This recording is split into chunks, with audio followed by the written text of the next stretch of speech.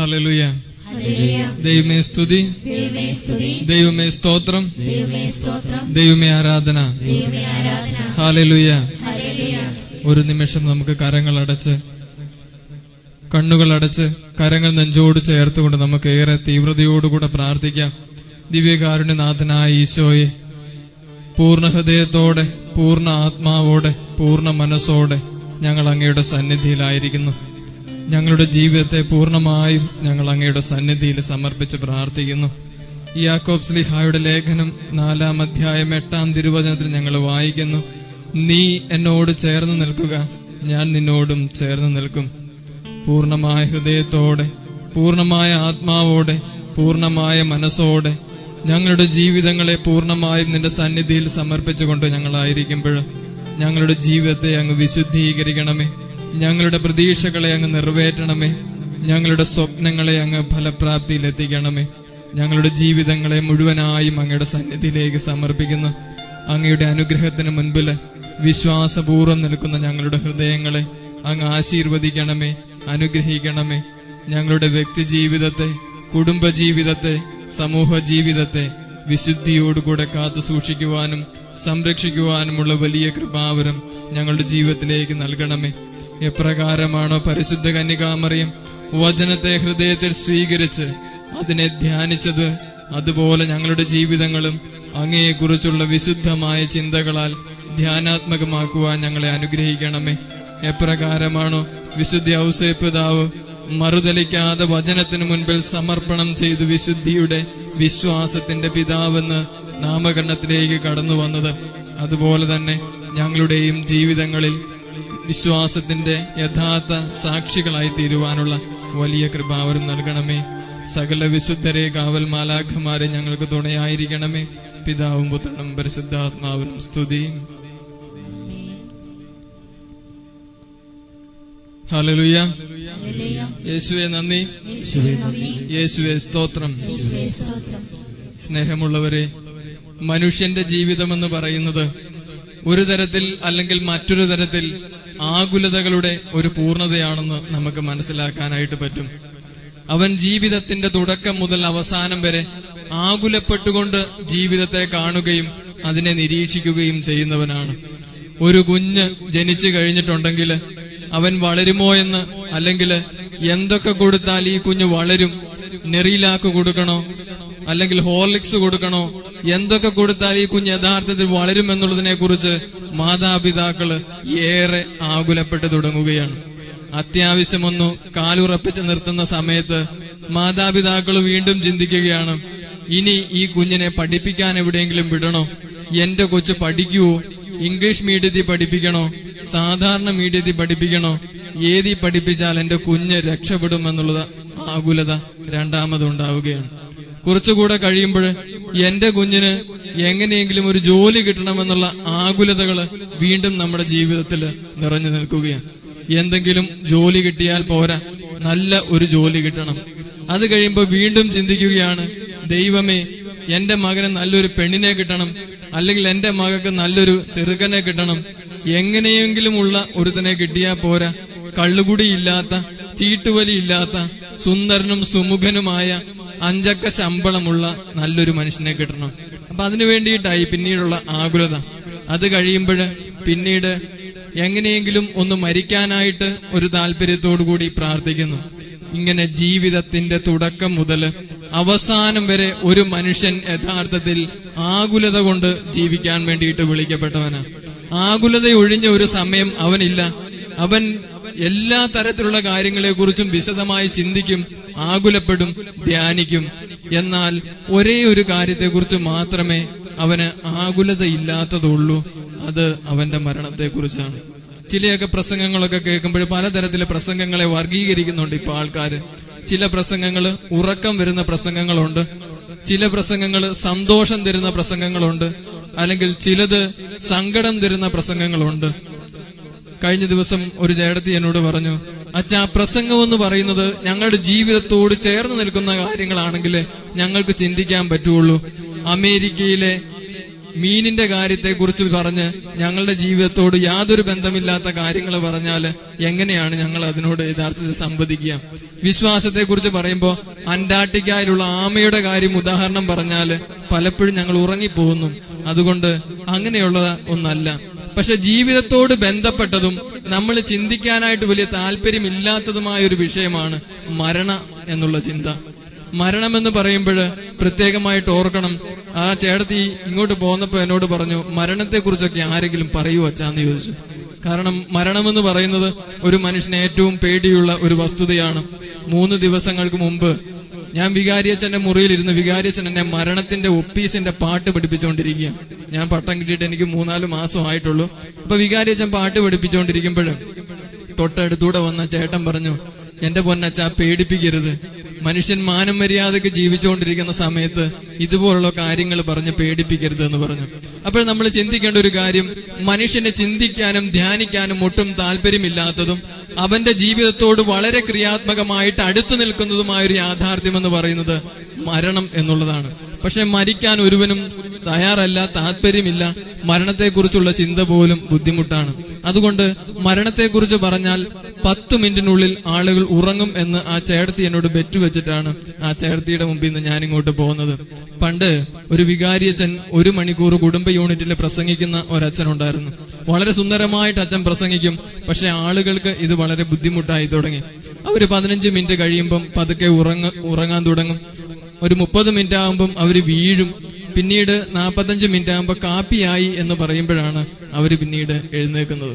അപ്പൊ പലതരത്തിലുള്ള ടെക്നിക്കുകൾ ഈ അച്ഛന്റെ പ്രസംഗം നിർത്താൻ വേണ്ടി അവര് പ്രയോഗിച്ചു തുടങ്ങി. ആദ്യമായിട്ട് ചെറിയ കുഞ്ഞുങ്ങളെ അവര് ഉരുട്ടി അച്ഛന്റെ ഫ്രണ്ടിലേക്ക് വിടാൻ വേണ്ടിയിട്ട് തുടങ്ങി. കുഞ്ഞുങ്ങൾ അവിടെ നിന്ന് തറ എന്നും പറഞ്ഞ് വിളിച്ചു പറയുകയും അച്ഛന്റെ കയ്യിലും കാലിലും തൂങ്ങിക്കിടക്കുകയും ചെയ്യുമ്പോൾ അച്ഛൻ പ്രസംഗം നിർത്തുമെന്നാണ് പറഞ്ഞത്.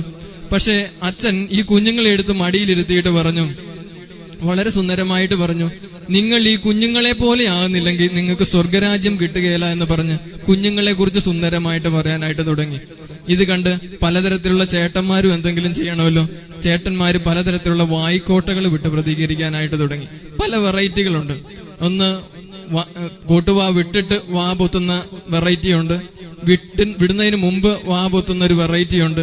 പിന്നെ വിട്ടുകൊണ്ടിരിക്കുന്ന സമയത്ത് വായിലേക്ക് ഞൊട്ട വിടുന്ന കോട്ടയം സ്റ്റൈലിലുള്ള വെറൈറ്റി തരത്തിലുള്ള സംഭവങ്ങളും ഉണ്ട്. അപ്പൊ ഇങ്ങനെ പലതരത്തിൽ ചെയ്തിട്ടും അച്ഛൻ നിർത്തുന്നില്ല. ഒരു ദിവസം ഒരു വല്യമ്മച്ചി പറഞ്ഞു, ഇന്ന് അച്ഛന്റെ പ്രസംഗം ഞാൻ നിർത്തും. അപ്പൊ എല്ലാവരും ഏറെ പ്രതീക്ഷയോടുകൂടെ ഈ അച്ഛനെ നോക്കി ഇങ്ങനെ ഇരിക്കുകയാണ്. അപ്പൊ അങ്ങനെ നോക്കിയിരുന്നു. കൃത്യസമയമായി കഴിഞ്ഞപ്പോ അമ്മച്ചി 1/2 മണിക്കൂർ ഉറങ്ങി. 1/2 മണിക്കൂർ കഴിഞ്ഞിട്ടും പ്രസംഗം നിർത്തുന്നില്ലെന്ന് കണ്ടിട്ടും തന്റെ ഉറക്കം ആരും ഗൗനിക്കുന്നില്ലെന്ന് കണ്ടിട്ടും അമ്മച്ചി പതുക്കെ എഴുന്നേറ്റ് പുറത്തേക്ക് നടക്കാൻ വേണ്ടി തുടങ്ങി. അങ്ങനെ പുറത്തേക്ക് നടക്കുമ്പോൾ അച്ഛൻ ഈ അമ്മച്ചിയോട് ചോദിച്ചു, എന്നെ അമ്മച്ചി, ഞാൻ പറഞ്ഞ വചനത്തെക്കുറിച്ച് ധ്യാനിക്കാൻ ഏകാന്തത അന്വേഷിച്ച് പോവുകയാണോ എന്ന് ചോദിച്ചു. ഉടനെ വല്യമ്മച്ചി ഒരു മറുപടി പറഞ്ഞു. പിന്നീട് ഒരിക്കലും വികാരിയച്ഛൻ 10 മിനിറ്റിൽ കൂടുതൽ പറഞ്ഞിട്ടില്ലെന്നാണ് പറയുന്നത്. വികാരിയച്ഛനോട് ഈ അമ്മച്ചി പറഞ്ഞു, അച്ഛാ, പ്രായമൊക്കെ ആയില്ലേ, 1/2 മണിക്കൂർ ഉറങ്ങിയാൽ പിന്നീട് 1/2 മണിക്കൂർ നടക്കണമെന്നാണ് ഡോക്ടർ പറഞ്ഞത്. അതുകൊണ്ട് ഞാൻ നടക്കാൻ വേണ്ടിയിട്ട് പോവാണെന്നാ പറഞ്ഞു. രാത്രി 12 മണിക്ക് ഒരു വല്യമ്മച്ചി വികാരിയച്ഛനെ വിളിച്ചിട്ട് പറഞ്ഞു, അച്ഛാ, അച്ഛന്റെ പ്രസംഗം സുന്ദരമായിരുന്നു, അത് ഒരിക്കൽ കൂടി എനിക്ക് കേൾക്കണമെന്നുണ്ട്, അച്ഛൻ അതൊന്ന് പറയാവോ? അച്ഛൻ സന്തോഷിച്ചു. കാരണം ജീവിതത്തിൽ ആദ്യമായിട്ടാണ് തന്റെ പ്രസംഗം നല്ലതാണെന്നും ഈ നട്ടപ്പാതിരായ്ക്കാണെങ്കിലും വിളിച്ചച്ഛ അതൊന്നുകൂടെ പറയണമെന്നും പറയുന്നു. അച്ഛൻ പെട്ടെന്ന് ഡയറി എടുത്തു. ആവശ്യത്തിനുള്ള പോയിന്റുകളൊക്കെ തപ്പിയെടുത്തിട്ട് പറഞ്ഞു, അമ്മച്ചി, ഞാൻ ഈ പ്രസംഗം പറയുന്നതിന് മുമ്പ് ഫോണിൽ കൂടെ അമ്മച്ചിയുടെ തലയിൽ കൈവച്ചൊന്ന് പ്രാർത്ഥിച്ചോട്ടെ എന്ന് ചോദിച്ചു. അപ്പോ അമ്മച്ചി പറഞ്ഞൊരു കാര്യം വളരെ സുന്ദരമാണ്. അച്ഛോ, അതൊന്നും വേണ്ട. അച്ഛന്റെ ആ പ്രസംഗം കേട്ടാല് പെട്ടെന്ന് ഉറങ്ങും. അതുകൊണ്ട് ഇത് 2-3 ദിവസമായി ഞാൻ ഉറങ്ങിയിട്ട്. അതുകൊണ്ട് അച്ഛന്റെ ആ പ്രസംഗം കേട്ടോ ഒന്ന് ഉറങ്ങാൻ വേണ്ടി ഒരു താരാട്ട് പാട്ടുന്ന പോലെ സൂചിപ്പിച്ചിരിക്കുന്നു എന്നുള്ളതാണ്. അപ്പൊ ഈ 10 മിനിറ്റ് കൊണ്ട് നിങ്ങളെ ഉറക്കത്തിലേക്ക് നയിക്കുന്ന മരണത്തെക്കുറിച്ച് പറയുമ്പോഴും ഒത്തിരിയധികം ബുദ്ധിമുട്ടാണെങ്കിലും നിങ്ങളൊരു 1/2 മണിക്കൂർ സഹിച്ചിരിക്കുമെന്ന് പ്രതീക്ഷിക്കുകയാണ്. മരണമെന്ന് പറയുന്നത് ഒരു മനുഷ്യനെ സംബന്ധിച്ചിടത്തോളം ഒരിക്കലും ഉപേക്ഷിക്കാനായിട്ട് പറ്റാത്ത ഒരു കാര്യമാണ്. ഒരു കാര്യത്തെക്കുറിച്ചും മനുഷ്യന് വലിയ തീർച്ചയൊന്നുമില്ല. ഇന്ന് ജനിക്കും, അല്ലെങ്കിൽ എന്റെ കൊച്ചു 14-ാം തീയതി ജനിക്കുമെന്ന് പറഞ്ഞ് ഹോസ്പിറ്റലിൽ ചെല്ലുമ്പോ പറയാ ഇന്ന് ഡേറ്റ് ആയില്ല, നാളെ എന്ന് പറയുമ്പോ ആ കുഞ്ഞ് ജനിച്ച ദിവസം പോലും നമുക്ക് വ്യക്തമായിട്ട് പറയാൻ പറ്റുകയില്ല. ഒന്നിനെക്കുറിച്ചും പ്രവചനങ്ങൾ മനുഷ്യന് അപ്രതീക്ഷിതമാണ്, കാരണം അത് സാധിക്കുകയില്ല. പക്ഷെ പ്രവചനങ്ങൾ ഒന്നുമില്ലാത്ത ഒരു കാര്യം, അല്ലെങ്കിൽ നടക്കുമെന്ന് മനുഷ്യന് തീർച്ചയുള്ള ഒരേ ഒരു കാര്യം എന്ന് പറയുന്നത് മരണമാണ്. അതുകൊണ്ട് മരണത്തെക്കുറിച്ച് നമുക്ക് വ്യക്തമായ തരത്തിൽ ആകുലത ഉണ്ടാവണമെന്ന് സഭ വളരെ വ്യക്തമായിട്ട് നമ്മെ പഠിപ്പിക്കുന്നുണ്ട്. മരണമെന്ന് പറയുന്നത് എല്ലാ തരത്തിലുള്ള വേവലാതികളും സങ്കടങ്ങളും ദുഃഖങ്ങളും നിറഞ്ഞതല്ല, മറിച്ച് സ്വർഗ സൗഭാഗ്യത്തിലേക്ക് പ്രവേശിക്കാൻ ഒരുവനെ ദൈവം അനുവദിക്കുന്ന സുന്ദരമായ ഒരു അവസ്ഥയാണ് മരണമെന്നും, അതുകൊണ്ട് നന്മയിൽ ജീവിച്ചവൻ യഥാർത്ഥത്തിൽ സ്വർഗപ്രാപ്തിക്ക് അർഹനാകുമെന്നും മരണത്തിനു ശേഷം അവന് സ്വർഗം ലഭിക്കുമെന്നും സഭ വളരെ വ്യക്തമായിട്ട് പറയുകയും തനത് വിധി പൊതുവിധി എന്ന രണ്ട് വിധികളിലൂടെ ശുദ്ധീകരണ സ്ഥലത്തിലൂടെ പ്രവേശിച്ചും ലഘുപാപങ്ങളിൽ നിന്ന് മോചനം നേടി ഒരുവന് സ്വർഗപ്രവേശം സാധ്യമാകുമെന്ന് സഭ പഠിപ്പിക്കുമ്പോൾ ഇതിനെക്കുറിച്ചൊരു ആകുലത ഉണ്ടാവണം. കട്ടും കൈയിട്ടുവാരിയും കെട്ടിപ്പൊക്കിയ പല സ്ഥാപനങ്ങൾക്ക് മുൻപിലും ഒരുവൻ മരണത്തിന് മുൻപിൽ പകച്ചു പോകുന്നത് അവന് നന്മയുടേതായ ഒരു അംശവും ജീവിതത്തിൽ അവശേഷിപ്പിക്കാൻ സാധിച്ചില്ലല്ലോ എന്ന ചിന്ത അവന്റെ ഉള്ളിൽ നിറയുമ്പോഴാണ്. കട്ടും കൈയിട്ടുവാരിയും നീതി ഇല്ലാതെയും അധാർമികമായും ഉണ്ടാക്കിയ സ്വത്തിനു മുൻപിൽ ഒരുവൻ മരിക്കാൻ പോലും തയ്യാറാവുന്നത് പല ബുദ്ധിമുട്ടായിട്ട് നമ്മൾ പലപ്പോഴും കണ്ടിട്ടുണ്ട്. ഒരു ചേട്ടൻ 90 വയസ്സായിട്ട് മരിക്കാൻ വേണ്ടി കിടക്കുകയാണ്. അപ്പം മക്കള് 8-9 മക്കളുണ്ട്, ആകെ പുള്ളിക്കുള്ള സ്വത്താണ്. 8-9 മക്കള് ചുറ്റും കൂടിയിരുന്നു. ഉടനെ അവസാന ശ്വാസം വലിക്കുന്നതിന് മുമ്പ് അപ്പനൊന്ന് എഴുന്നേറ്റിട്ട് പറഞ്ഞു, മൂത്ത മോൻ ജോണി എന്തിയാടാന്ന് ചോദിച്ചു. അപ്പൊ അവിടെ എല്ലാരും ഉണ്ട്. മൂത്ത മോൻ ജോണി പറഞ്ഞു, ഞാനുണ്ട് ഇവിടെ ഉണ്ടപ്പാന്ന് പറഞ്ഞു. അപ്പൊ രണ്ടാമത്തോൻ തോമസോ, അങ്ങനെ 8 മക്കളെയും വിളിച്ചു. 8 മക്കളും പേര് പറഞ്ഞു. ഉടനെ ആഞ്ഞൊരു ശ്വാസം കൂടെ വലിച്ചിട്ട് അപ്പം പറഞ്ഞു, നിങ്ങളെല്ലാം എന്റെ അടുത്തിരിക്കുമ്പോ കടയിൽ ആര് സാധനം എടുത്തു കൊടുക്കൂടാ, അവിടെ പോയിരിക്കടാന്ന് പറഞ്ഞ് മരിച്ചു. ഇതുപോലെ ജീവിതത്തിന്റെ അവസാന നിമിഷം വരെ ധനത്തോടും പണത്തോടും ഒക്കെ ആർത്തി പിടിച്ചുകൊണ്ട് നടക്കുന്ന മനുഷ്യര് മരണം പോലും അവർക്ക് ഒത്തിരി ബുദ്ധിമുട്ടായിട്ട് മാറും. 19 വയസ്സായ ഒരു അപ്പച്ചൻ മരിക്കുന്നില്ല. അവരെല്ലാരും കൂടി അച്ഛന്റെ അടുത്ത് വന്ന് പറഞ്ഞു, അച്ഛാ ഈ മനുഷ്യൻ മരിക്കുന്നില്ല, വേദന തിന്നിങ്ങനെ കിടക്കുകയാണ്, എന്താണ് ചെയ്യുക എന്ന് പറഞ്ഞ് അച്ഛൻ വന്ന് നോക്കി. അച്ഛൻ വന്ന് ഈ ബെഡെല്ലാം കൂടി എടുത്ത് കുടഞ്ഞു നോക്കിയപ്പോഴ് 12 ലക്ഷം രൂപയുടെ നോട്ടുകളുടെ മുകളിലാണ് ഈ മനുഷ്യൻ കടന്നുറങ്ങുന്നത്. ഈ 12 ലക്ഷം ത്തിന്റെ കെട്ടുകൾ എടുത്ത് മാറ്റിയിട്ടിട്ട് ഇത് പാവപ്പെട്ടവർക്ക് കൊടുക്കാൻ വേണ്ടി മക്കളോട് പറഞ്ഞു. അങ്ങനെ 2-ാമത്തെ ദിവസം ഈ വല്യപ്പൻ മരിച്ചു എന്ന് അച്ഛൻ എന്നോട് പറഞ്ഞത് ഞാൻ ഓർക്കുന്നു. ജീവിതത്തിൽ എന്തെങ്കിലുമൊക്കെ കെട്ടിപ്പിടിച്ചും പൊത്തിപ്പിടിച്ചും വെക്കുകയും അധാർമികതയുടെ തലത്തിലൂടെ കടന്നു പോകുന്നവർക്ക് ഭയപ്പാടോടുകൂടി വീക്ഷിക്കാനും സാധിക്കുന്ന ഒന്നാണ് യഥാർത്ഥത്തിൽ മരണമെന്ന് പറയുന്നത്. അതുകൊണ്ട് മരണത്തെക്കുറിച്ച് ധ്യാനിക്കണമെന്ന് വളരെ വ്യക്തമായിട്ട് പഠിപ്പിച്ചത് വിശുദ്ധ ഇഗ്നീഷ്യസ് ലയോളയാണ്. വിശുദ്ധ ഇഗ്നീഷ്യസ് ലയോള പറഞ്ഞു, മനുഷ്യൻ ജീവിക്കുന്നെങ്കിൽ നന്നായിട്ട് ജീവിക്കണം. അതിനവനെ പ്രേരിപ്പിക്കുന്ന ഏറ്റവും വലിയ ധ്യാന വിഷയം മരണമെന്ന ധ്യാനമാണ്. മനുഷ്യൻ ജീവിക്കുന്നെങ്കിൽ നന്നായി ജീവിക്കണം.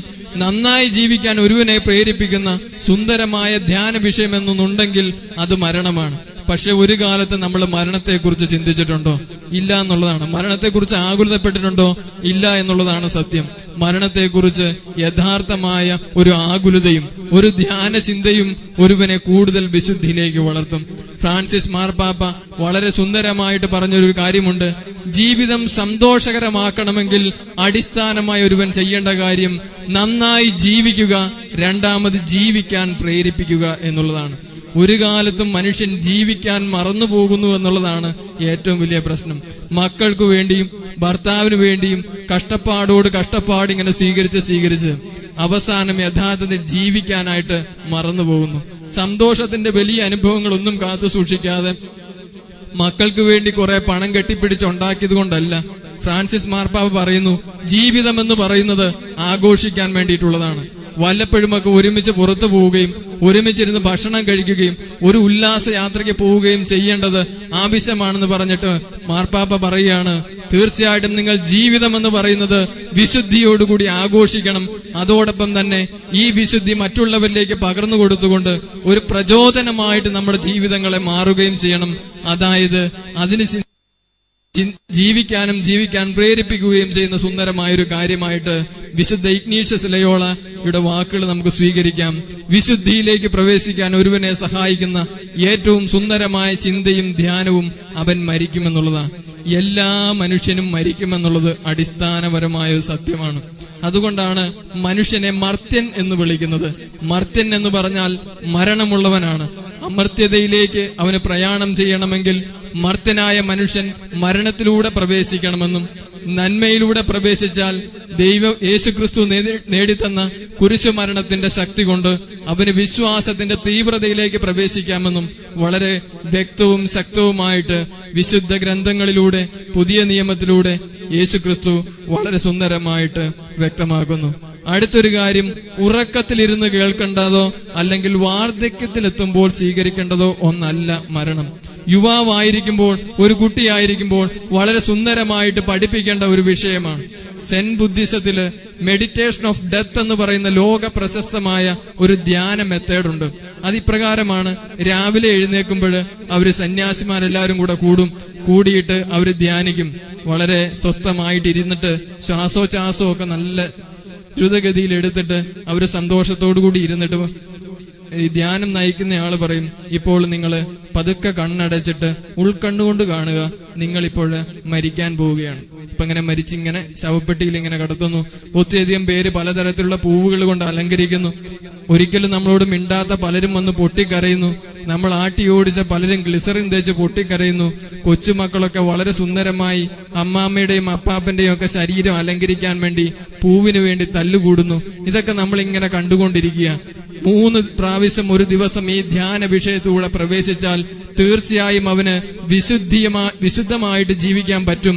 നന്മകളും തിന്മകളെയും വിവേചിച്ച് യഥാർത്ഥ അവസ്ഥയിലേക്ക് എത്താനായിട്ട് പ്രേരിപ്പിക്കും. അതുകൊണ്ട് പറയാണ്, ഒരിക്കലും മരണത്തോടടുക്കുമ്പോൾ മാത്രം ചിന്തിക്കേണ്ട ഒന്നല്ല, മറിച്ച് ജീവിതത്തിന്റെ തുടക്കം മുതൽ അവസാനം വരെ ഒരുവൻ ധ്യാന വിഷയമാക്കുകയും ചിന്തിക്കുകയും തീവ്രമായ ഭാവത്തോടുകൂടെ തിരിച്ചറിയുകയും ചെയ്യേണ്ടതാണ് മരണം എന്നുള്ള യാഥാർത്ഥ്യം. മനുഷ്യന് ആകെ ഒരേ ഒരു ഉറപ്പുള്ള ഒരു കാര്യമെന്ന് പറഞ്ഞാല് അവൻ മരിക്കും എന്നുള്ളത് തന്നെയാണ്. അതുകൊണ്ട് മനുഷ്യനെ മർത്യൻ എന്ന് വിളിക്കുന്നത് മരണത്തിലൂടെ പ്രവേശിക്കുമ്പോഴാണ് എന്ന് നമ്മൾ പറയും. പക്ഷെ എല്ലാ ദിവസവും നമ്മളിത് പ്രത്യേകമായിട്ട് പ്രാർത്ഥിക്കുന്നുണ്ട്. വിശ്വാസ പ്രമാണത്തിൽ നമ്മൾ പറയുന്നുണ്ട്, മരിച്ചവരെ ഉയർപ്പിക്കുമെന്നും ശുദ്ധീകരണ സ്ഥലത്തില് അല്ലെങ്കിൽ യേശുക്രിസ്തു മരിച്ചവരെ ഉയർപ്പിക്കുമെന്നും നിത്യായുസ്സിൽ ഞങ്ങൾ വിശ്വസിക്കുന്നു എന്നൊക്കെ വളരെ ശക്തമായിട്ട് നമ്മൾ പറയും. പക്ഷെ ഇത് പല ചേച്ചിമാര് മുകളിലോട്ട് കണ്ണുയർത്തുകയാണ്. വിശ്വാസ പ്രമാണത്തിൽ അങ്ങനെ ഉണ്ടോ എന്നുള്ളതാണ് അവരുടെ പ്രശ്നം. സത്യത്തില് നമ്മളിങ്ങനെ പറയുന്നുണ്ടെങ്കിലും ഒരു കാലത്തും അത് ചിന്തിക്കുന്നില്ല എന്നുള്ളതാണ്. വളരെ വ്യക്തമായിട്ട് പറയാണ്, ശുദ്ധീകരണ സ്ഥലത്തെക്കുറിച്ചും അല്ലെങ്കിൽ വീണ്ടും ഒരു ജനനത്തെക്കുറിച്ചും സ്വർഗീയ സൗഭാഗ്യത്തെക്കുറിച്ചും മരിച്ചവരെ ക്രിസ്തു ഉയർപ്പിക്കുമെന്നും ഒക്കെ വിശ്വാസ പ്രമാണത്തില് 1, 2 തവണയൊക്കെ വളരെ വ്യക്തമായിട്ട് നമ്മൾ പറയുന്നതാണ്. ഞാൻ ഓർക്കുന്നു, 2-3 ദിവസം മുമ്പ് ഈ ആഘോഷപരമായ കുർബാനയിൽ മാത്രമാണ് ഇത് വിശ്വാസ പ്രമാണം നിർബന്ധമായിട്ടും ചെല്ലേണ്ടത്, അല്ലെങ്കിൽ വേണമെങ്കിൽ ഒഴിവാക്കാമെന്നുള്ളൊരു നിയമം ഉണ്ടതുകൊണ്ട് പെട്ടെന്ന് കുർബാന വേറെ ഇതുള്ളത് കൊണ്ട് വിശ്വാസ പ്രമാണം ഒഴിവാക്കിയപ്പോൾ ഒരു ചേടത്തി ഓടി വന്ന് എന്നെ സംഗീതത്തിൽ വളഞ്ഞിട്ട് പിടിച്ചിട്ട് പറഞ്ഞു, അച്ഛാ കാര്യമൊക്കെ കാര്യം, 1 വർഷം ആയാലും ഇല്ലേലും ഞങ്ങൾക്ക് പ്രശ്നമില്ല, വിശ്വാസ പ്രമാണം ഇല്ല എന്ന് ചോദിച്ചു. അപ്പൊ ഞാൻ പറഞ്ഞു, വിശ്വാസ പ്രമാണത്തിൽ പറയുന്ന കാര്യങ്ങൾ എന്തൊക്കെയാന്ന് ചോദിച്ചപ്പം അതൊന്നും ഞങ്ങൾക്ക് അറിയില്ല, പക്ഷെ വിശ്വാസ പ്രമാണം ചെല്ലുമ്പോൾ ഞങ്ങൾക്ക് എന്തോ ഒരു ഇത് കിട്ടുന്നുണ്ടെന്നാണ് ചേർത്തി പറഞ്ഞത്. അപ്പൊ ഇത് കിട്ടുന്നത്, പക്ഷെ ഇതിന്റെ അർത്ഥതലങ്ങൾ നോക്കുമ്പോൾ മരണത്തില് ശുദ്ധീകരണ സ്ഥലത്തെ കുറിച്ച്, നമ്മുടെ ആത്മാക്കളെ കുറിച്ച്, ക്രിസ്തു ഉയർപ്പിക്കുന്നതിനെ കുറിച്ച് വളരെ വ്യക്തമായ സൂചനയുണ്ട്. എന്നാൽ സഭയുടെ പ്രബോധനങ്ങൾക്കെതിരായിട്ടും വചനത്തെ തെറ്റായി വ്യാഖ്യാനിച്ചും എംപറർ എമ്മാനുവേൽ, അഭിഷേക സഭ, അപ്പർ റൂം സഭ തുടങ്ങിയ പലതരത്തിലുള്ള സഭകൾ എല്ലാവരും തോന്നിയതുപോലെ ഓരോ സഭയുണ്ടാക്കി ഓരോ പഠനങ്ങളെയും സ്വീകരിച്ച് വചനത്തെ വളച്ചൊടിച്ച് അവതരിപ്പിച്ചു തുടങ്ങിയപ്പോൾ തീർച്ചയായിട്ടും സഭയുടെ നിലപാടുകൾ വളരെ ശക്തമായിട്ട് അവതരിപ്പിക്കേണ്ടതായിട്ട് വന്നു. അവര് പറയുന്നത് അനുസരിച്ച് തനത് വിധി എന്നൊന്നില്ല, 2 തരത്തിലുള്ള വിധികൾ ഉണ്ടെന്നാണ് നമ്മുടെ കത്തോലിക്ക സഭ വളരെ ശക്തിയുക്തമായിട്ട് പറയുന്നത്. ഒന്ന് തനത് വിധി എന്നുള്ളതാണ്. ഒരുവൻ മരിച്ചു കഴിയുമ്പോൾ തന്നെ നടക്കുന്ന വിധിയാണ് തനത് വിധി. അത്യാവശ്യം ഏറ്റവും പൂർണ്ണതയോടുകൂടി വിശുദ്ധിയിലും വിശ്വാസത്തിലും ജീവിക്കുന്നവര് സ്വർഗത്തിലേക്കും അല്ലാത്തവര് നരകത്തിലേക്കും, ലഘു പാപങ്ങൾ ചെയ്ത് അല്ലെങ്കിൽ അറിഞ്ഞോ അറിയാതെയോ പാപങ്ങൾ ചെയ്തു പോയിട്ടുണ്ടെങ്കിൽ അവരെ ശുദ്ധീകരണ സ്ഥലത്തിലേക്ക് പ്രവേശിപ്പിച്ച് അവിടുന്ന് വിശുദ്ധീകരണത്തിന് സാധ്യതയുള്ളതാക്കി തീർക്കുമെന്നും പറയുന്ന കാര്യമാണ് സഭ വ്യക്തമായിട്ട് അവതരിപ്പിക്കുക. അപ്പോ 2 കാര്യങ്ങൾ, 2 വിധികൾ പ്രധാനമായിട്ടും ഉണ്ടെന്ന് സഭ പഠിപ്പിക്കും. ഒന്ന് തനത് വിധി, ഒന്ന് പൊതുവിധി. പൊതുവിധി എന്ന് പറയുമ്പോൾ യുഗാന്ത്യത്തിൽ യേശു ക്രിസ്തു വാനമേഘങ്ങളിൽ എഴുന്നള്ളി വരുമെന്നും അങ്ങനെ യഥാർത്ഥത്തിലുള്ള ഒരു വിധി നടത്തുമെന്നുമുള്ള സഭയുടെ പരാമർശമാണ് പൊതുവിധി എന്നുള്ളത്. അപ്പൊ പലരും പറയുന്നൊരു കാര്യം, സ്പിരിറ്റ് ഇൻ ജീസസുകാരും അപ്പർ റൂമും എല്ലാ തരത്തിലുള്ള സഭകളും നമ്മളോട് പറയുകയാണ്, നിങ്ങളുടെ സഭ ഇതിനെക്കുറിച്ച് ഒന്നും പഠിപ്പിക്കുന്നില്ല. ഞങ്ങൾ വളരെ വ്യക്തമായിട്ട് മരണത്തെക്കുറിച്ച് പഠിപ്പിക്കുന്നുണ്ട്. ഒരുവൻ മരിച്ചു കഴിഞ്ഞിട്ടുണ്ടെങ്കിൽ അന്ത്യവിധി വരെ അവന്റെ ആത്മാവ് ശവക്കല്ലറയിൽ ഒതുങ്ങിക്കൂടി കിടക്കും. തരം കിട്ടുമ്പോഴെല്ലാം അവര് പുറത്തിറങ്ങി പലരെയും ഉപദ്രവിക്കും. അങ്ങനെ പലരെയും ഉപദ്രവിക്കുന്നത് കൊണ്ട് പലതരത്തിലുള്ള പ്രാർത്ഥനകൾ ഞങ്ങൾ ചൊല്ലിത്തുടങ്ങും. അതായത്, നിങ്ങളുടെ വീടും സ്ഥലവും വിറ്റിട്ട് അതിന്റെ മുക്കാലും ഞങ്ങൾക്ക് തരിക. തീർച്ചയായും ആ ആത്മാവിനെ നമുക്ക് പ്രാർത്ഥിച്ച് ബന്ധിച്ച് പറഞ്ഞുവിടാന്ന് പറയുമ്പോൾ ഉള്ളതെല്ലാം പെറുക്കി വിറ്റ് പലരും അവിടെ കയറുകയും അവസാനം ജീവിക്കാനില്ലാതെ തിരിച്ചു വരുമ്പോൾ കിടപ്പാടം പോലും നഷ്ടപ്പെട്ട് ജീവിതത്തെ കാണുന്നവരുമൊക്കെ ഉണ്ട്. സഭ പഠിപ്പിക്കുന്നില്ല എന്നുള്ളതല്ല സത്യം. സഭയിലെ പഠനങ്ങളെ നമ്മൾ പഠിക്കുന്നില്ല, മനസ്സിലാക്കുന്നില്ല എന്നുള്ളതാണ്. വളരെ വ്യക്തമായിട്ട് നമ്മുടെ കത്തോലിക്ക മതപ്രബോധന ഗ്രന്ഥത്തിലും വത്തിക്കാൻ സെക്കൻഡിനും അതിനു മുമ്പുള്ള പലതരത്തിലുള്ള കൗൺസിലുകളിലും വളരെ ശക്തിയുക്തമായിട്ട് സഭ എടുത്തു പറഞ്ഞിട്ടുള്ള കാര്യങ്ങളാണ് ഇതെല്ലാം തന്നെ.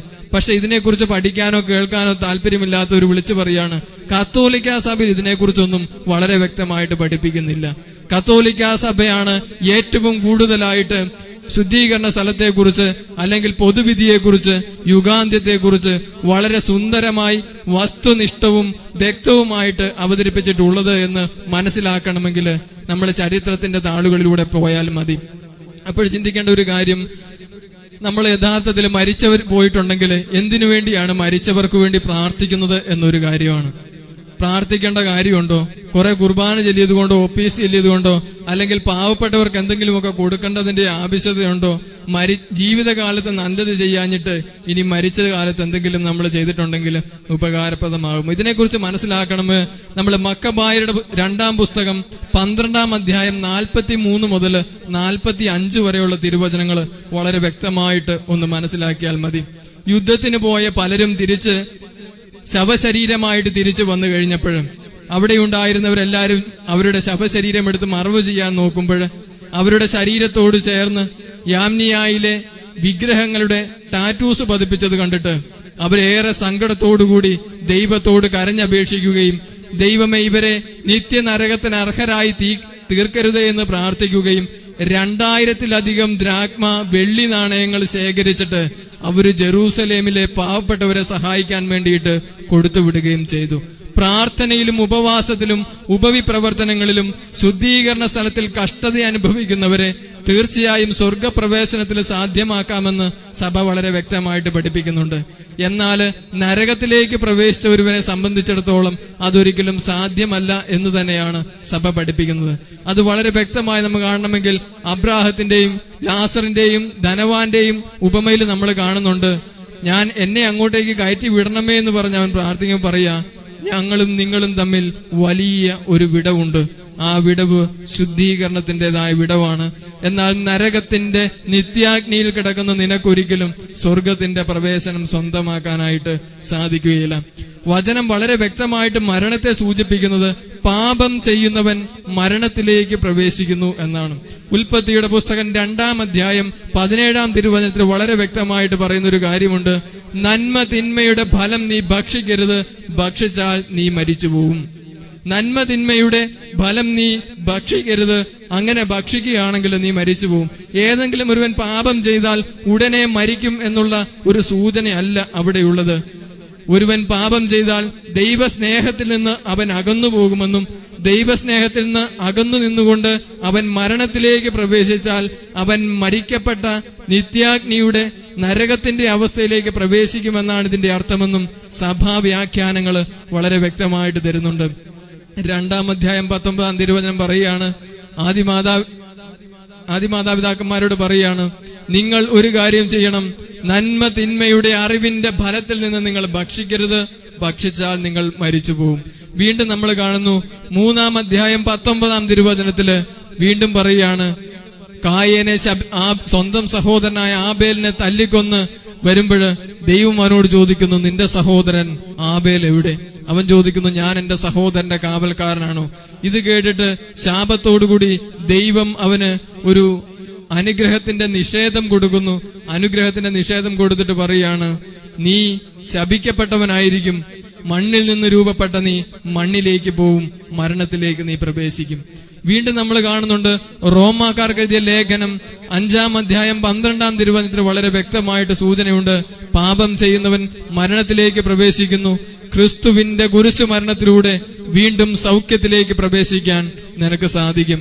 1 കോറിന്തോസ് 15-ാം അധ്യായം 22-ാം വചനത്തിലും വളരെ വ്യക്തമായിട്ട് പൗലോസ് ശ്ലീഹ അവതരിപ്പിക്കുന്നുണ്ട്, നന്മ ചെയ്തവൻ വിശുദ്ധിയിലേക്കും തിന്മ ചെയ്തവൻ നിത്യാഗ്നിയിലേക്കും പ്രവേശിക്കുമെന്ന ശക്തമായ സൂചനകള്. അതായത് പാപം ചെയ്യുന്നവൻ മരണത്തിലേക്ക് പ്രവേശിക്കുന്നു. പാപത്തിൽ മരിച്ച ഒരു മനുഷ്യന് പിന്നീട് സ്വർഗത്തിന് അവകാശമില്ല. ലഘുപാപങ്ങള് മനഃപൂർവ്വമല്ലാതെ ചെയ്തു പോയിട്ടുണ്ടെങ്കിൽ തീർച്ചയായും ശുദ്ധീകരണ സ്ഥലത്തിലെ വിശുദ്ധീകരണത്തിലൂടെ അവന് വീണ്ടും സ്വർഗ സൗഭാഗ്യത്തിന് അർഹരായിട്ട് തീരാനായിട്ട് സാധിക്കും എന്നാണ് പറയുക. അപ്പോ ഓർക്കേണ്ട കാര്യം, ശുദ്ധീകരണ സ്ഥലം എന്നൊന്നുണ്ടോ എന്നുള്ളതാണ്. പലതരത്തിലുള്ള പെന്തക്കോസ്ത സമൂഹങ്ങളും അടിച്ചുവിടുകയാണ്. ഒരു കാലത്തും അങ്ങനെ ഒരു സംഭവത്തെ കുറിച്ച് ചിന്തിക്കാൻ പറ്റുകയില്ല. ദൈവം കാരുണ്യവാനല്ലേ, കരുണ മാത്രം ചെയ്യുന്നവനല്ലേ, സ്നേഹിക്കുന്നവനല്ലേ, അവന് വിധിക്കാനായിട്ട് പറ്റുമോ? അതുകൊണ്ട് അങ്ങനെ ഒരു സംഭവം ഇല്ല. സ്വർഗത്തിൽ പ്രവേശിക്കുന്നവൻ സ്വർഗത്തിലേക്കും നരകത്തിൽ പ്രവേശിക്കുന്നവൻ നരകത്തിലേക്കും പ്രവേശിക്കും. അതുകൊണ്ട് ഇസ്ലാമികളുടെ യുഗാന്ത്യത്തെ കുറിച്ച് പറയുമ്പോൾ ഇസ്ലാം മതം പറഞ്ഞു വെക്കുന്ന ഒരു കാര്യം, നാക്കീർ എന്ന് പറയുന്ന രണ്ട് മാലാഖമാര് ചേർന്ന് വരുമ്പോ തന്നെ വിധി അങ്ങ് നടത്തും. വിധി നടത്തി അവരെ സ്വർഗത്തിലേക്കോ നരകത്തിലേക്കോ പ്രവേശിപ്പിക്കും. ബാക്കിയുള്ളവര് അല്ലെങ്കിൽ ശുദ്ധീകരണ സ്ഥലത്തേക്ക് പ്രവേശിക്കും. ബാക്കിയുള്ളവരെ സംബന്ധിച്ചിടത്തോളം അവര് ശവക്കല്ലറയിൽ തന്നെ അന്ത്യവിധി വരെ കഴിഞ്ഞുകൂടണമെന്നാണ്. അപ്പൊ ഈ പലരും ഉപയോഗിക്കുന്നുണ്ട്, വിശുദ്ധ ഗ്രന്ഥത്തിന്റെ താളുകളിൽ നിന്ന് എടുത്തിട്ടാണ് ഞങ്ങൾ പെന്തക്കോസ്താക്കാർ യഥാർത്ഥമായ തരത്തിലുള്ള യുഗാന്ത്യത്തെ കുറിച്ച് പറയുമെന്ന് പറയുന്നെങ്കിലും യഥാർത്ഥത്തിൽ അവർക്ക് കൂടുതൽ സാമ്യം മുസ്ലിം മതത്തിന്റെ ചിന്താധാരയോടാണ് എന്നുള്ളതാണ് വേറൊരു വസ്തുത എന്ന് പറഞ്ഞ. അതുകൊണ്ട് നമ്മൾ രണ്ടാമത് ഇരിക്കുക, കർത്താവിന്റെ ദിനം എന്നൊന്നുണ്ടോ എന്ന് വചനത്തിൽ പറയുന്നില്ല എന്ന് പലരും പറയുമ്പോൾ ഓർക്കേണ്ട ഒരു കാര്യം, കൊരിന്തോസുകാർക്ക് എഴുതിയ 1-ാം ലേഖനം 3-ാം അധ്യായം 12-ാം തിരുവചനത്തിൽ വളരെ വ്യക്തമായിട്ട് പറയുന്നു, കർത്താവിന്റെ ദിനത്തിൽ ഓരോരുത്തർക്കും അവകാശപ്പെട്ട സ്ഥാനങ്ങൾ അവൻ നിങ്ങൾക്ക് തരും. കർത്താവിന്റെ ദിനമെന്ന് പറയുന്നത് സഭ വളരെ വ്യക്തമായിട്ട് പഠിപ്പിക്കുന്നു, യുഗാന്ത്യത്തിന്റെ ദിനമാണ്, അന്ത്യവിധിയുടെ ദിനമാണ് എന്നുള്ളത് വളരെ വ്യക്തമായിട്ട് സഭ പഠിപ്പിക്കുന്നു. വീണ്ടും മത്തായിയുടെ സുവിശേഷം 12-ാം അധ്യായം 32-ാം തിരുവചനത്തിൽ പറയുന്നു, പരിശുദ്ധാത്മാവിനെതിരെ ഏതെങ്കിലും ഒരുവൻ പാപം ചെയ്തിട്ടുണ്ടെങ്കിൽ അവൻ ഈ യുഗത്തിലും വരാനിരിക്കുന്ന യുഗത്തിലും ക്ഷമിക്കപ്പെടുകയില്ല. പരിശുദ്ധാത്മാവിനെതിരായി എന്തെങ്കിലും പറയുകയും പ്രവർത്തിക്കുകയും പാപം ചെയ്യുകയും ചെയ്താൽ ഈ യുഗത്തിലും വരാനിരിക്കുന്ന യുഗത്തിലും അവൻ ഒരിക്കലും ക്ഷമിക്കപ്പെടുകയില്ല എന്ന് യേശു ക്രിസ്തു വ്യക്തമായിട്ട് പറയുമ്പോൾ ഓർക്കേണ്ട കാര്യം, അന്ത്യവിധി, ശുദ്ധീകരണം, പൊതുവിധി എന്നൊക്കെ ഉണ്ട്. മനുഷ്യൻ നന്മയിലല്ല ജീവിക്കുന്നതെങ്കിൽ, തിന്മയിലാണ് ജീവിച്ച് മരിക്കുന്നതെങ്കിൽ അവൻ നരകാഗ്നിയിലേക്ക് പ്രവേശിക്കും എന്നുള്ളതിന്റെ സൂചന തന്നെയാണ്. മത്തായിയുടെ സുവിശേഷം വീണ്ടും നോക്കുക, 12-ാം അധ്യായം 32-ാം തിരുവചനം നമ്മൾ കേട്ടു, പരിശുദ്ധാത്മാവിനെതിരെ പാപം ചെയ്താൽ അല്ലെങ്കിൽ പരിശുദ്ധാത്മാവിനെ ദ്വേഷിച്ചാൽ ഈ യുഗത്തിലും വരാനിരിക്കുന്ന യുഗത്തിലും ക്ഷമിക്കപ്പെടുകയില്ല. 12-ാം അധ്യായം 36-ാം തിരുവചനത്തിൽ വീണ്ടും പറയുകയാണ്, നീ കൊടുക്കുന്ന ഓരോ വ്യർത്ഥവാക്കിനും അന്ത്യവിധി നാളിൽ നീ കണക്ക് കൊടുക്കേണ്ടി വരും. നീ പറയുന്ന ഓരോ വ്യർത്ഥവാക്കിനും അന്ത്യവിധി നാളിൽ കണക്ക് കൊടുക്കുമെന്ന് ക്രിസ്തു പറയുമ്പോൾ യഥാർത്ഥത്തിൽ ശുദ്ധീകരണ സ്ഥലത്തെക്കുറിച്ചൊക്കെയുള്ള വളരെ വ്യക്തമായ പഠനങ്ങൾ ഇതിന്റെ ഉള്ളിലുണ്ട്. അതുകൊണ്ട് ഒരു മനുഷ്യൻ അവന്റെ ജീവിതത്തിൽ തീവ്രതയോടുകൂടെ ധ്യാനിക്കുകയും ചിന്തിക്കുകയും ചെയ്യേണ്ട സവിശേഷപരമായ ഒരു യാഥാർത്ഥ്യം എന്ന് പറയുന്നത് മരണത്തെക്കുറിച്ചുള്ള ധ്യാനമാണ്. മരണത്തെക്കുറിച്ചുള്ള ധ്യാനം എന്ന് പറയുമ്പോൾ കെട്ടിപ്പിടിച്ചതും വെട്ടിപ്പിടിച്ചതും കെട്ടിപ്പൊക്കിയതും ഒന്നും കൊണ്ടുപോകാനായിട്ട് സാധിക്കുകയില്ല. ജീവിതത്തിന്റെ അവസ്ഥയിൽ ഒത്തിരിയധികം ത്യാഗത്തോടുകൂടെ നന്മ പ്രവർത്തികൾ ചെയ്തവർക്ക് സ്വർഗപ്രവേശനം മരണത്തിലൂടെ സാധ്യമാകുമെന്ന് തന്നെയാണ്. അതുകൊണ്ട് മരണത്തിന്റെ സമയത്ത് നമ്മൾ പലരെയും നോക്കിയാൽ അറിയാം എത്ര സന്തോഷത്തോടുകൂടിയാണ് ചിലര് മരിക്കുന്നത്. മരിക്കുന്ന സമയത്ത് അവര് പറയും, മാലാഖമാര് വരുന്നുണ്ട്. ചിലപ്പോൾ തോന്നലായിരിക്കാം, അല്ലെങ്കിൽ സത്യമായിരിക്കാം. പലപ്പോഴും ഈ ഒരു മരണത്തിന് മുൻപിലെ ഒരു ലാവണ്യം, അതാണ് ഒരുവന്റെ വിശുദ്ധി. മറ്റെന്തിനു മുമ്പിൽ ഒരുവൻ കാണിക്കുന്ന വിശ്വാസത്തിന്റെ തലങ്ങളല്ല വിശുദ്ധി. മരിക്കാൻ പോകുന്നതിന് മുമ്പ് ഒരു മനുഷ്യന്റെ മുഖത്തേക്ക് നോക്കിയാൽ അവിടെ അറിയാം അവൻ ജീവിച്ച വിശുദ്ധമായ വിശ്വാസത്തിന്റെ വഴിയുടെ കരുത്ത് എന്ന് പറയുന്നത്. അതുകൊണ്ടാണ് ഫ്രാൻസിസ് അസീസി മരിക്കുവാൻ വേണ്ടിയിട്ട് പോകുമ്പോൾ അദ്ദേഹം പറഞ്ഞു, മരണമേ സഹോദരി നീ എന്നെ സ്വീകരിക്കുക. മരണമേ സഹോദരി എന്ന് വിളിച്ചുകൊണ്ട് സ്വീകരിക്കാൻ പറയുമ്പോൾ അയാൾ നടന്ന നന്മയുടെ, വിശ്വാസത്തിന്റെ, വിശുദ്ധിയുടെ സകല വഴികളും തനിക്ക് മുൻപിൽ യഥാർത്ഥത്തിൽ രക്ഷയുടെ കവാടമാണെന്നും സ്വർഗത്തിന്റെ കവാടത്തിലേക്ക് തനിക്ക് പ്രവേശിക്കാൻ സാധിക്കുമെന്നുമുള്ള ശക്തമായ ബോധ്യവും കാഴ്ചപ്പാടും ഉൾപ്രേരണയും മനസ്സിലുള്ളത് കൊണ്ടാണ് വിശുദ്ധനായ ഫ്രാൻസിസ് അസീസി പറഞ്ഞത്, മരണമേ സഹോദരി നീ എന്നെ സ്വീകരിച്ചാലുമെന്ന്. അതുകൊണ്ട് ഏറ്റവും ആദ്യമായിട്ട് നമ്മൾ കണ്ടു, ഉറക്കത്തിലിരുന്ന് ധ്യാനിക്കാതെ എല്ലാ ദിവസവും മെഡിറ്റേഷൻ ഓഫ് ഡെത്ത് എന്ന് പറഞ്ഞ് ലോക പ്രശസ്തമായ ധ്യാന രീതി ഉള്ളതുപോലെ ആ ധ്യാന രീതിയോട് ചേർന്ന് നിന്നുകൊണ്ട് രാവിലെയും വൈകിട്ടും ചിന്തിക്കാൻ പറ്റുമോ, ഞാൻ മരിക്കാനായിട്ട് പോകുന്നു, ഇതേ ഞാനിവിടെ ശവപ്പെട്ടി കിടക്കുന്നു, എന്റെ മക്കൾ കുറെ പേര് കരയുന്നു, ഞാൻ എന്നും അടിയുണ്ടാക്കിക്കൊണ്ടിരുന്ന അയലോക്കക്കാരി വന്ന് പൊട്ടിക്കരയുന്നു, കൊച്ചുമക്കൾ വന്നിട്ട് പൂക്കൾ വെക്കുന്നു. ഇതുകൊണ്ട് കഴിഞ്ഞ ദിവസത്തെ ഒരു ശാസ്ത്ര പഠനത്തില് അവര് പറഞ്ഞ കാര്യം, മരിച്ചു കഴിഞ്ഞ് 3 മിനിറ്റ് വരെ അവന് ഉൾബോധം ഉണ്ടാകും എന്നൊരു തിയറി ഇപ്പൊ രൂപപ്പെട്ടിട്ടുണ്ട്.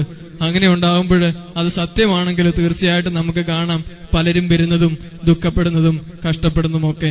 നമുക്ക് ഇതുവരെ കേട്ട ഭാഗങ്ങളെ കുറിച്ച് വളരെ സുന്ദരമായിട്ട് ഇരുന്നുറങ്ങാതെ കേട്ടതുകൊണ്ട് ഒന്നുകൂടെ നമുക്ക് അതിന്റെ മുഴുവൻ ഭാഗങ്ങളെയും കുറിച്ച് ഒന്ന് കേൾക്കാം. ആദ്യമായിട്ട്, മരണമെന്ന് പറയുന്നത് എല്ലാ മനുഷ്യനും വിധിക്കപ്പെട്ടിട്ടുള്ളതാണ്. ജനിച്ചിട്ടുണ്ടെങ്കിൽ ഒരുവൻ മരിക്കും. മരണമെന്നുള്ളത് മാത്രമാണ് മനുഷ്യന് ഒരു ഉറപ്പുള്ള സംഭവം. ഉറപ്പോടുകൂടി നമ്മൾ സ്വീകരിക്കേണ്ട മരണത്തിൽ നമ്മളൊന്നും കൊണ്ടുപോകുന്നില്ല.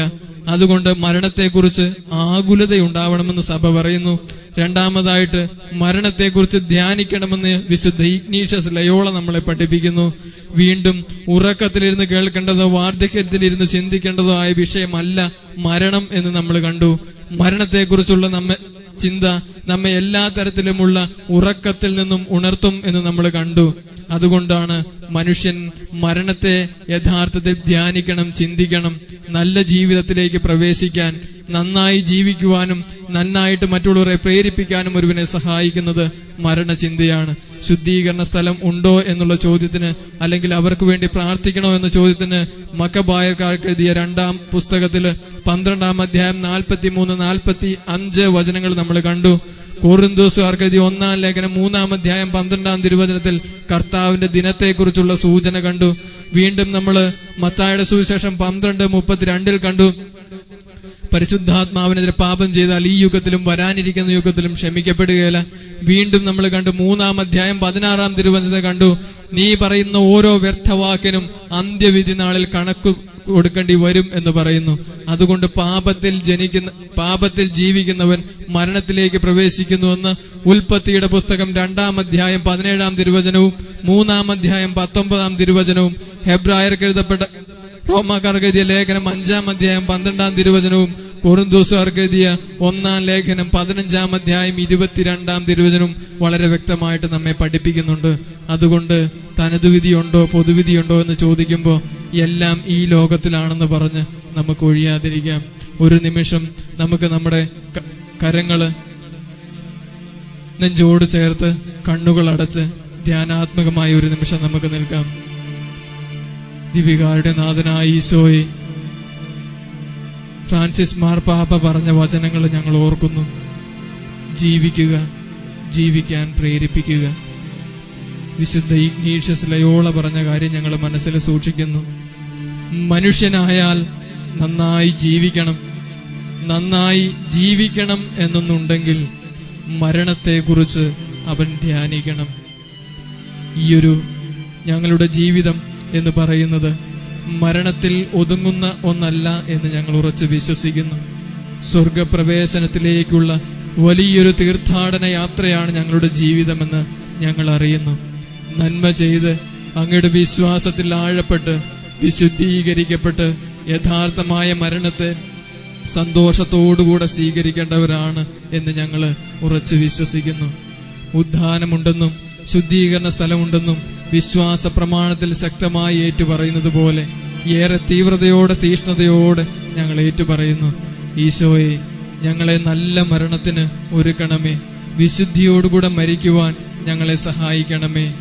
എല്ലാം ഈ ലോക ജീവിതത്തിൽ ജീവിക്കാൻ ആഗ്രഹിച്ചുകൊണ്ട് സ്വർഗരാജ്യത്തെ ലക്ഷ്യമാക്കാതെ ജീവിച്ചു പോയ അവസരങ്ങളെ ഞങ്ങൾ പ്രത്യേകം അങ്ങയുടെ സന്നിധിയിലേക്ക് സമർപ്പിച്ച് പ്രാർത്ഥിക്കുന്നു. വിശുദ്ധിയോടെ ജീവിക്കാൻ, ഏറ്റവും തീഷ്ണതയോടെ വിശ്വാസത്തിന് സാക്ഷ്യം വഹിക്കുവാൻ മലമുകളിൽ ഉയർന്നു നിൽക്കുന്ന വിശ്വാസത്തിന്റെ ദീപമായി സാക്ഷ്യമായിട്ട് മാറാനുള്ള വലിയ കൃപാവരം ഞങ്ങൾക്ക് നൽകണമേ. നിത്യം പിതാവും പുത്രനും പരിശുദ്ധാത്മാവിനും എന്നേക്കും ആമേൻ.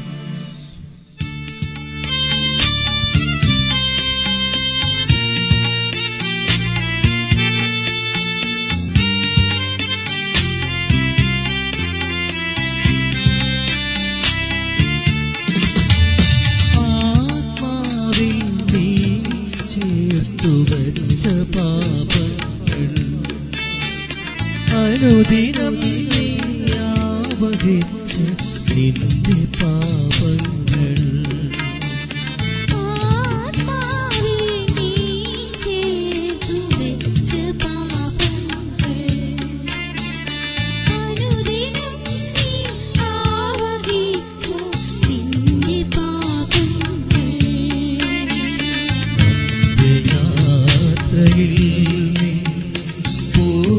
അറിയാതെ നിന്റെ നിഴൽ പോലെ നിന്റെ കൂടെ വന്നിടുന്നു. നിന്റെ പാപം കഴുകിടുന്ന ദേവിയായിരം നിന്റെ ആത്മം ശുദ്ധമാക്കും ശുദ്ധീകരണ സ്ഥലം. നിന്റെ പാപം കഴുകിടുന്ന ദേവിയായിരം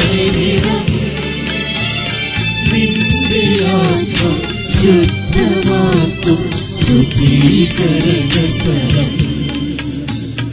ആത്മാവിൽ നീ ചേർത്തു വെച്ച പാപങ്ങൾ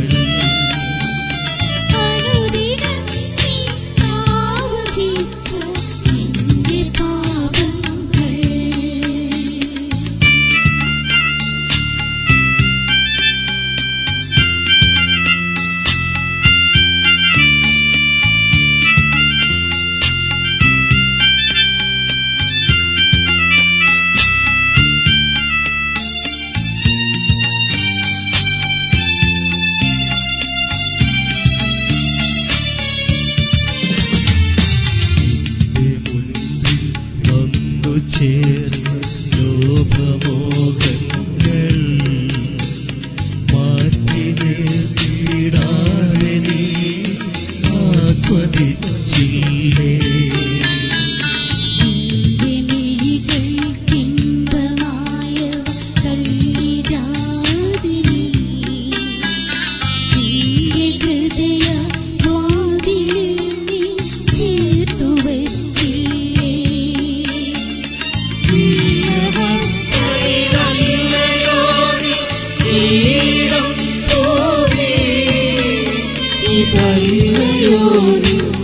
ആത്മാവിൻ ശുദ്ധീകരണ സ്ഥലം. ഈ അവസ്ഥയിലല്ലയോ നീളം തോന്നി ഇതല്ലയോ ആത്മാവിൻ ശുദ്ധീകരണ സ്ഥലം.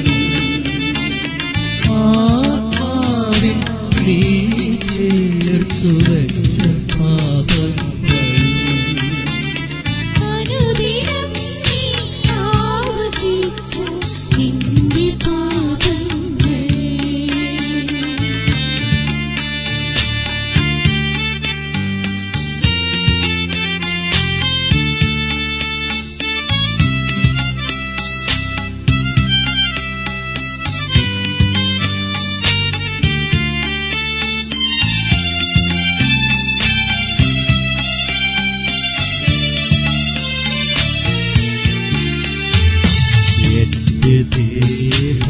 ദേഹമോഹമെല്ലാം നിന്റെ കുരിശിൽ ചേർത്തടച്ച തമ്പുരാനെ വീണിടുന്നു ഞാൻ. എന്റെ കടമയും എൻ കടപ്പാടെന്റെ ജീവിതവും നിത്യമോക്ഷ പ്രാപ്തി നേടാൻ കാഴ്ചവെക്കുന്നു. നിന്റെ തിരുമടി തന്നിലെന്നും വിശ്രമിച്ചിടാൻ